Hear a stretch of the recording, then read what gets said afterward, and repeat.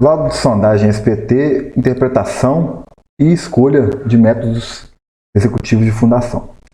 Hoje eu trouxe uma aula um pouco diferente do que eu estou habituado a mostrar aqui no meu canal, mas é uma aula que eu acho interessante porque eu vou falar hoje sobre relatórios de sondagem, interpretação de relatórios de sondagem e também escolha, do tipo de fundação, dependendo do tipo do solo. A gente vai ter algumas informações aqui. A gente vai escolher, no caso, o tipo de fundação mais adequado para cada tipo de solo, tipo de sondagem, e a gente vai abordar esse fato hoje aqui. Primeiramente, o relatório de sondagem ele é de extrema importância em qualquer obra, seja ela grande ou pequena. Para mim não existe essa questão de o cliente não quis fazer sondagem, vou majorar o solo. Confesso que já fiz isso algumas vezes, mas hoje em dia eu não faço mais, é muito risco, Nunca tive problema, mas corri o risco, de por um detalhe, um custo tão baixo, de sondagem, talvez aí manchar, uma carreira. Então eu acho que é de extrema importância o relatório de sondagem e você deve solicitar ao seu cliente que faça o relatório de sondagem. Se ele ficar reticente, não quiser fazer, tente explicar para ele os motivos de se fazer o relatório. Às vezes a pessoa não entende a economia que ela vai ter, Em casos extremos, recuse o projeto, diga que seu relatório não vai fazer o projeto, você faz do solo para cima e não calcula a fundação.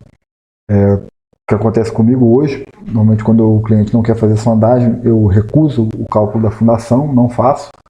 E se a pessoa quiser correr atrás de outro engenheiro, procurar outro engenheiro, eu deixo à disposição porque eu não posso fazer nada. Então, dito esses detalhes iniciais, vamos para o relatório em si. Então, só lembrando, sempre peço o relatório de sondagem de extrema importância. Vamos lá. Eu trouxe uma sondagem aqui, deixa eu dar um zoom para ver se fica melhor. Isso. Trouxe uma sondagem aqui, vou fazer, são várias, eu trouxe 5 sondagens aqui, são vários exemplos, e a gente vai, uma a uma, estudar. E tem as informações aqui do tipo de obra que vai ser implantada, e a gente vai decidir que tipo de fundação a gente vai adotar. Começando aqui, a primeira coisa que eu olho no relatório de sondagem sempre é o nível de água. Eu sempre procuro primeiro pelo nível de água. Eu já conheço normalmente o tipo de sondagem quando eu solicito, eu já sei mais ou menos o terreno, então a gente já sabe ali por onde que vai dar o nível de água, a gente usa só para confirmar. Eu gosto de vir direto aqui no nível de água, procurar para saber até se o relatório é um bom relatório, para saber se tem ou não nível de água. Esses dados que vêm aqui em cima normalmente são padrões, operador e tudo mais, o número de sondagem também, a cota. Isso aqui eu não perco muito tempo não. É importante, aqui ele até apaguei aqui para excluir os dados, data de início e data de término da sondagem. Por que é importante observar isso? Porque normalmente a sondagem ela produz 15 metros dia. É difícil você conseguir uma equipe que produza mais do que 15 metros dia. Muito mais do que isso. Então é um bom indicativo para ver se a sondagem foi bem feita ou não. Porque normalmente a pessoa está ali, quer fazer um serviço mal feito, ela vai de qualquer maneira, faz a sondagem de qualquer maneira. Então existem vários pontos que a gente pode verificar no relatório que podem estar incoerentes e alertar a gente para uma empresa que não seja idônea no caso de sondagem. Então aqui a gente observa a data de início, data de término e aqui o cantinho, profundidade total. Aqui eu já falei nível de água, profundidade do revestimento aqui, classificação do solo, é bom você observar também aqui, as cotas do furo, aqui ele vem aqui, e aqui penetração 15 golpes iniciais, 30 e 45. Normalmente vem 1, 2 e 3, assim, varia de amostrador para amostrador, relatório para relatório. Aí aqui ele denominou a amostra, esse aqui é para o laboratório. Aqui ele colocou o avanço, ele é o trado, E aí ele começou aqui, a partir do 5º metro, ele já começou com circulação de água. Então ele veio com trado mecânico até o 4º metro, e depois ele veio já avançando com circulação de água. Muitos sondadores fazem só o 1º metro, o 2º metro com o trado, e depois já vem com circulação de água. Eu não vi problema nisso não, mas não é o certo, não é o correto, né? Então, o correto é vir com o trado até o final, até para saber onde é que está dando o nível de água certo, né? Se você vir com o trado com circulação de água, você não vai saber exatamente onde é que está o nível de água, onde é que começou o nível de água, né? Profundidade de água inicial e final. Aqui ele não colocou, né, inicial e final. Eu gosto que tem, esse relatório não tem, um relatório um pouco mais pobre, né, nesse detalhe. Ele não tem nível de água inicial e nível de água final. É bom ter. E aqui ele dá, né, os golpes, e ele já dá aqui a resistência final. E ele vem aqui e plota um gráficozinho aqui para facilitar a interpretação. Deixa eu abrir o outro relatório antes de começar a falar. Deixa eu abrir aqui.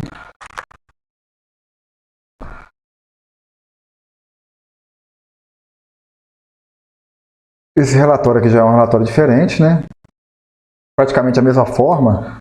Aqui ele deu o gráfico nesse lado, né? A primeira e a segunda e a terceira camada, o SPT, o método, e aqui, né, começou com trado, aqui ele veio com água, o nível de água aqui também, ó, aqui ele começou na cota 193, aqui a gente já sabe que com 50 centímetros eu já encontrei água, né? Ele dá aqui a classificação do solo e dá as camadas aqui, faz uma espessura da camada. Então aqui a gente tem um relatório também bem completo, né? Vou abrir o outro aqui. Aqui também da mesma empresa, um relatório também bem completinho. Aqui da mesma empresa também. Aqui eu queria mostrar para vocês uma informação, só que ele aqui não, acabou que eu não peguei essa informação. Aqui, ó.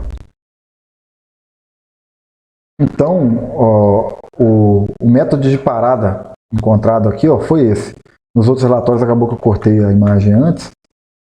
Mas então ele veio aqui, ele indicou por que ele parou, né? Ele parou aqui com 17 metros, a sondagem parou, e ele explicou por que ele parou, porque o furo não desceu mais, né?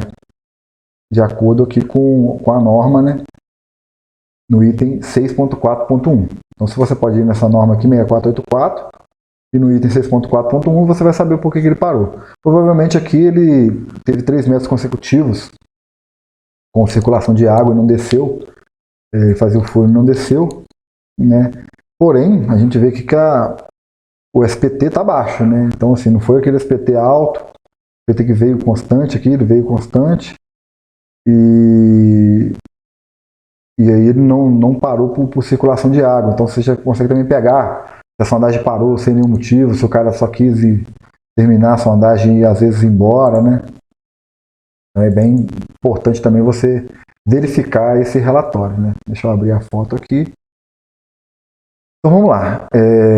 Esse primeiro relatório aqui, ele disse, eu fiz uma pergunta aqui, né? Especifica o tipo de relatório e tal.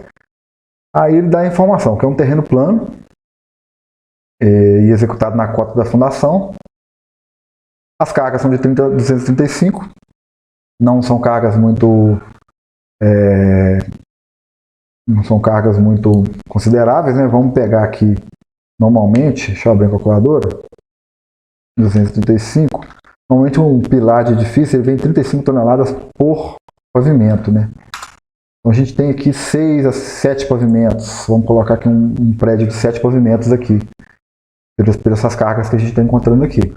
E aí a vizinhança está de precária de fundações. Ou seja, de cara com essa informação aqui, eu já descarto qualquer tipo de fundação que vá gerar muito vibração no terreno. Eu já corto já de cara qualquer tipo de sondagem cravada. Sondagem não, desculpa. Execução de estaca cravada, né? Como a gente vê aqui, ó, nos níveis superficiais aqui, ó, eu tenho uma argila muito mole, areia fina, fofa, ou seja, eu tenho 1, 2, 3, 4, 5, 6, mais ou menos 6 aqui, ó, metros de solo ruim. Então já inviabilizou também a sapata, né? Não poderia nunca fazer uma sapata nesse terreno. Apesar das cargas não serem consideráveis, eu não posso utilizar sondagem direta.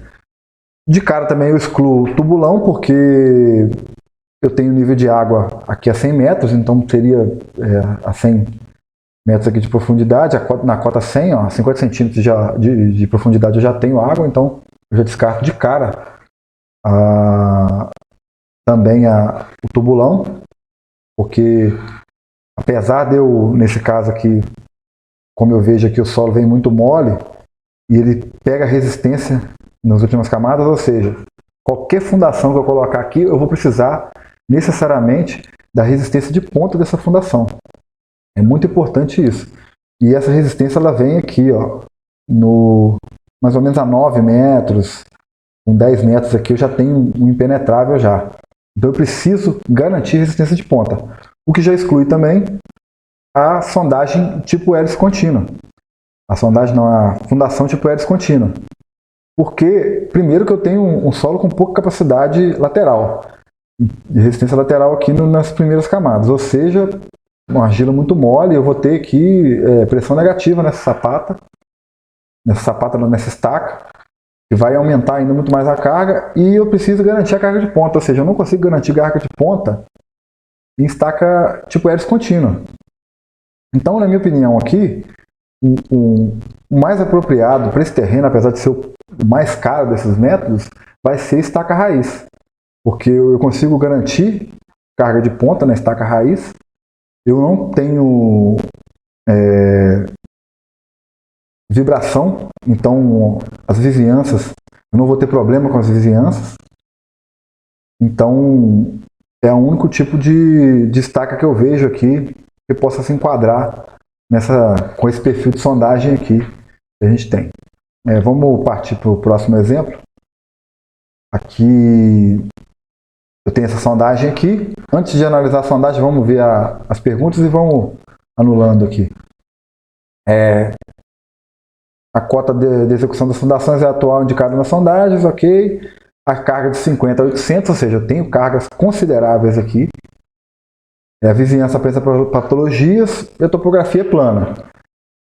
Eu tenho meu nível d'água aqui a mais ou menos a 5 metros, só que para fazer um tubulão aqui, eu teria que fazer um tubulão de 16 metros. Não consigo. Se eu tivesse aqui com a carga mais alta, já nos níveis iniciais aqui, para fazer um tubulão, talvez aqui, ó, nesse ponto aqui eu conseguiria fazer um tubulão, porém, como o nível de água aqui já descartou o tubulão de cara. Eu vejo aqui que já nos iniciais ele tem uma sondagem bem constante e ele pega uma resistência lá no final. Só que ele tem aqui um SPT bem alto, já nos primeiros níveis, né? Um SPT de 9. Não alto não, um SPT médio, né? Apesar do primeiro método ser um aterro aqui, ó, eu tenho um aterro, então aqui eu já tenho uma argila já média. Aqui eu já tenho uma argila arenosa, né? Molhadura. Então assim, como o terreno é plano, eu consigo trabalhar com a hélice contínua aqui, nesse caso. Porque eu tenho uma camada muito espessa aqui de sondagem, então assim, eu consigo talvez ter uma resistência boa. Vizinhança, patologia associada à fundação, então eu descarto também cravados, né? Porque eu teria que fazer uma como é que eu vou dizer? Fazer uma vistoria cautelar na vizinhança muito pesada, então eu já descartaria para não ter problema nessa execução aqui, mas eu conseguiria passar para o meu cliente aqui ou uma hélice contínua ou uma estaca raiz, porque hélice contínua, 800 toneladas fica um pouco pesado, talvez eu não consiga um conjunto aí de estacas vantajoso, talvez fique até antieconômico, talvez a estaca raiz, né, com perfuração de solo, fica até um pouco mais barata do que a estaca hélice contínua. Mas esses dois métodos podem ser utilizados sim, eu não descartaria nenhum desses dois. Vamos para a próxima. Aqui eu tenho será construído um galpão, cargas verticais baixas, porque é um galpão, porém ele tem momento. a área afastada e o terreno é plano. Então aqui, ó, como eu tenho um galpão, e o grande problema de ter um galpão é porque eu tenho um momento. Como eu tenho um momento, eu vou ter muita fundação para resistir esse momento. Eu vou fazer um binário de forças. E para resistir essa fundação, eu vou ter muita estaca tracionada e não comprimida. Então, né, já descartaria de cara já sapata, né? Porque apesar de eu ter aqui uma resistência legal aqui já nos pontos iniciais, como eu tenho essa parte de tração, ficaria difícil. Eu faria, como as cargas são muito baixas, eu faria um trado mecânico aqui, né? Estacas trado mecânico, estacas cavada, né?